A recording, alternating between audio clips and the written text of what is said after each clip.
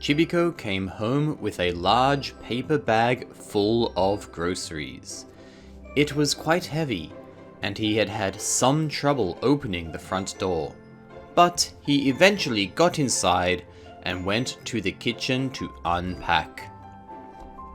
This was the first time that he had been shopping in some time, and so he had bought a lot of food.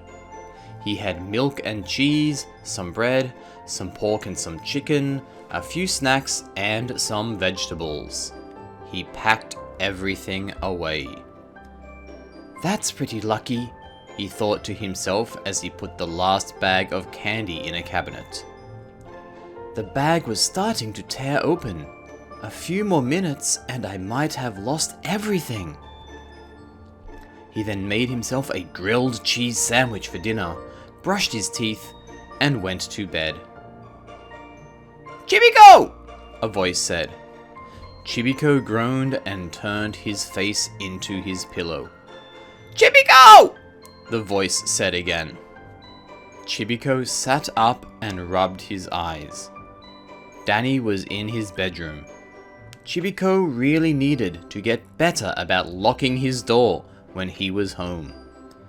"You won't believe it!" Danny's voice was almost shouting. Chibiko couldn't tell if his friend was excited or afraid. "Believe what?" Chibiko asked. "Follow me!" Danny said, and then rushed out of the bedroom. Chibiko got up and followed his friend, through the living room and to his front door. He couldn't believe his eyes. There was an enormous pumpkin in his front yard. "I could hear it growing when I was trying to sleep last night," Danny said. "Isn't it incredible? I wonder how it got here." Chibiko stood in thought. Jelly beans quite often appeared in his front yard, but a pumpkin? That was something new entirely. Just how did it get there? "Oh," Chibiko said as he suddenly realized something. "There was a small hole in my shopping bag yesterday. Maybe a small pumpkin or something fell out before I got inside?" "That makes sense," Danny said. "Pumpkins can be kind of weird and magical at this time of year. I wonder what we should do with this one. It looks delicious." Chibiko wasn't really sure if pumpkins were magic at any time of the year. But it was true that there was a very big one in his front yard right now. "I think it's a bit too big for us to eat it all," Chibiko began. "What if we turn it into a swimming pool?" Danny suggested. I don't think so," Chibiko replied. "What about a hot tub?" Danny said. "Wouldn't that basically be like taking a bath in pumpkin soup?" Chibiko said. "I guess so," Danny said. His voice sounded a little disappointed.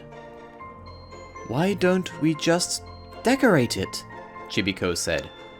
"In fact, your body might be the perfect shape to measure the eyes with."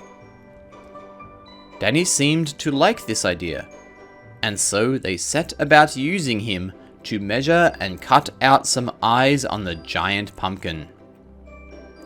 It was a lot of fun, but all of the measuring and cutting was very hard work, and it was already starting to get dark by the time they were done.